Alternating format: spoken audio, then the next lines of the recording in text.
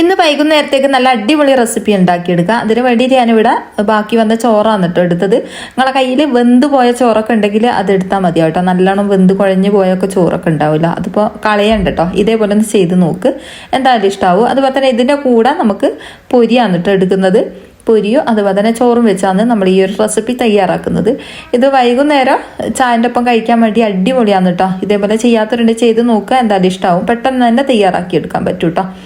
അപ്പോൾ ഇതാ നമ്മളിതാ ചോറ് വെന്ത് കുഴഞ്ഞ ചോറാണ് കേട്ടോ എടുത്തത്. നല്ലോണം വേവണം ഈ ഒരു റെസിപ്പിക്ക് വേണ്ടിയിട്ട് കേട്ടോ. അപ്പോൾ ഇതാ നല്ലോണം വെന്തിട്ട് കുഴഞ്ഞ ചോറാണ്. അഥവാ വെന്തിട്ടില്ലെങ്കിൽ നമ്മൾ കുക്കറിലിട്ടിട്ട് 2-3 വിസിൽ അടുപ്പിച്ചെടുത്താൽ മതിയാവേ.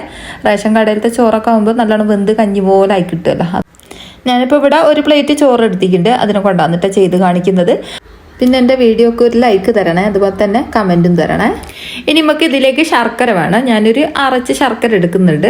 നിങ്ങൾക്ക് മധുരം കൂടുതൽ വേണമെങ്കിൽ ഇത്രയും ശർക്കര എടുത്താൽ, മധുരം കുറവാന്ന് വെച്ചാൽ നിങ്ങൾക്ക് ഇതിന് കുറച്ചെടുത്താൽ മതിയാവും കേട്ടോ. ഇതിപ്പോൾ അത്യാവശ്യം മധുരമുണ്ട്.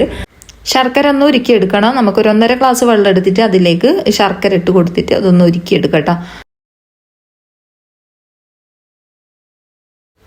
ഇനി നമുക്ക് ഒരു പാൻ അടുപ്പിലേക്ക് വെച്ച് കൊടുക്കാം. അതിലേക്ക് നല്ല നെയ്യ് ചേർത്ത് കൊടുക്കാം കേട്ടോ. ഞാനിപ്പോൾ ഒരു 1.5 ടീസ്പൂൺ നല്ല നെയ്യ് ഇതിലേക്ക് ഇട്ട് കൊടുക്കുന്നുണ്ട്. അതൊന്ന് ചൂടായി വരുന്ന സമയത്ത് നമുക്ക് ഇതിലേക്ക് തേങ്ങാക്കൊത്ത് ചേർത്ത് കൊടുക്കാം.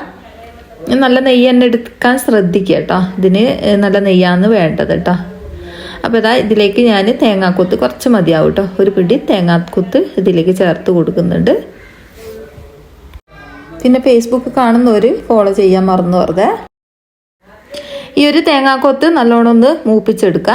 അധികം കളർ മാറേണ്ട ആവശ്യമില്ല കേട്ടോ. ഒന്ന് മൂത്ത് വന്നതിന് ശേഷം നമുക്കിതൊന്ന് കോരി മാറ്റാം. ഇതാ ഈ ഒരു പരുവത്തിലാണ് നമുക്ക് കിട്ടേണ്ടത്. അധികം കളർ മാറേണ്ട ആവശ്യമില്ല കേട്ടോ. കുറച്ചൊന്ന് മൂത്തെന്ന് തോന്നിയാൽ നമുക്കിതൊരു പ്ലേറ്റിലേക്ക് കോരി മാറ്റാം. അപ്പോൾ മുഴുവനായിട്ട് ഈ ഒരു പ്ലേറ്റിലേക്ക് മാറ്റി കൊടുക്കുന്നുണ്ട്. ഇനി അതൊരു സൈഡിലേക്ക് മാറ്റി വെക്കാം. ഇനി ഈ ഒരു നെയ്യിൻ്റെ അകത്തേക്ക് തന്നെ നമ്മൾ നേരത്തെ എടുത്ത് വെച്ച ചോറില്ലേ അത് ചേർത്ത് കൊടുക്കുക. നിങ്ങൾക്ക് ഇതിൽ കൂടുതൽ വേണമെങ്കിൽ ചോറ് ഇതിൽ കൂടുതൽ എടുക്കട്ടോ. ബാക്കിയുള്ള സാധനത്തിൻ്റെ അളവൊക്കെ ഒന്ന് കൂട്ടി കൊടുത്താൽ മാത്രം മതിയാവും. ഇനി ഈ ഒരു നെയ്യിൻ്റെ അകത്തൊന്ന് മൂപ്പിച്ചെടുക്കാം.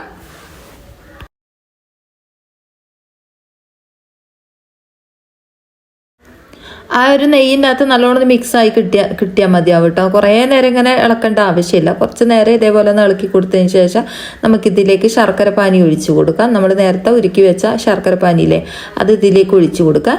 ഞാൻ അരിച്ചിട്ടാണ് കേട്ടോ ഒഴിച്ചു കൊടുക്കുന്നത്. കല്ലുള്ള ശർക്കര പാനിയൊക്കെ ആകുമ്പോൾ അരിച്ച് ഒഴിക്കാൻ ശ്രദ്ധിക്കുക. അപ്പോൾ കല്ലൊക്കെ ഉണ്ടെങ്കിൽ അത് ഒഴിവാക്കുക കേട്ടോ.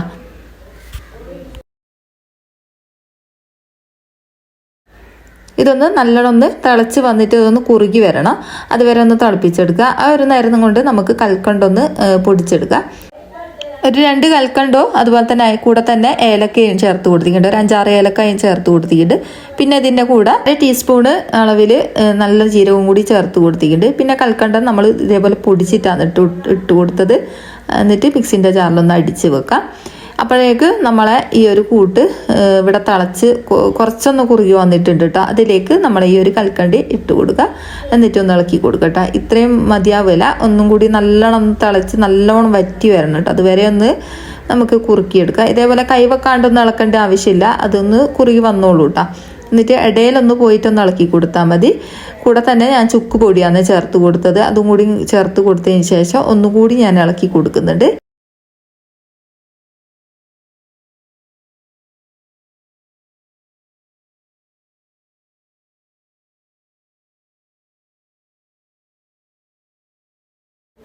ഇതേപോലെ ചെറിയ ചെറിയ പീസാക്കിയിട്ട് കൽക്കണ്ട വേറെ ഇട്ട് കൊടുത്തിട്ടോ.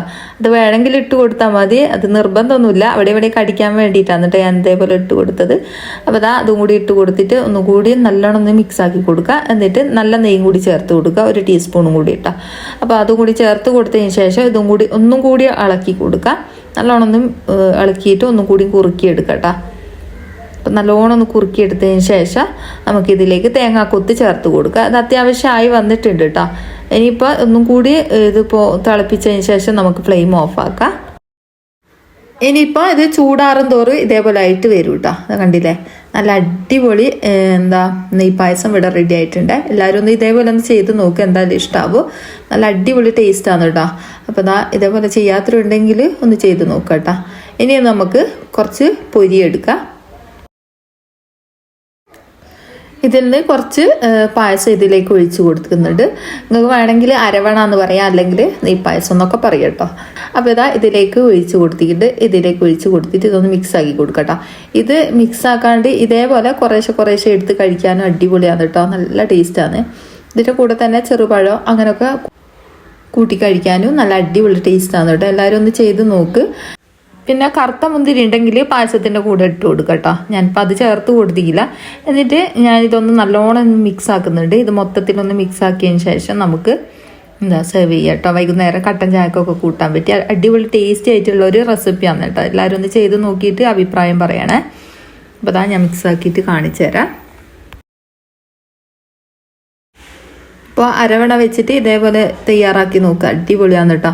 അരവണ കയ്യിൽ കിട്ടുകയെന്ന് വെച്ചാൽ ഇതേപോലെ ഒന്ന് ചെയ്ത് നോക്കി കേട്ടോ. പൊരിയൊക്കെ ഉണ്ടെങ്കിൽ പൊരിൻ്റെ സമയമൊക്കെ അല്ലേ, അപ്പോൾ ഇതേപോലെ ഒന്ന് ചെയ്ത് നോക്കിയിട്ട് കുട്ടികൾക്കൊക്കെ എന്തായാലും ഇഷ്ടമാവുന്ന ഒരു റെസിപ്പിയും കൂടിയാണ്. അപ്പം ബാക്കി വന്ന ചോറ് വെച്ചിട്ട് നമ്മൾ തയ്യാറാക്കിയെടുത്ത അടിപൊളി നെയ്പായസമാണ് കേട്ടോ. എല്ലാവരും ഒന്ന് ചെയ്ത് നോക്കിയിട്ട് ഇഷ്ടമായിട്ടുണ്ടെങ്കിൽ നിങ്ങൾ എന്തെങ്കിലും ഒരു കമൻറ്റ് ഇടണേ. അപ്പോൾ എത്രയേ ഉള്ളൂ ഇന്നത്തെ വീഡിയോ. ഇതേപോലത്തെ വെറൈറ്റി വീഡിയോയുമേ കാണാം. അസ്സലാമു അലൈക്കും.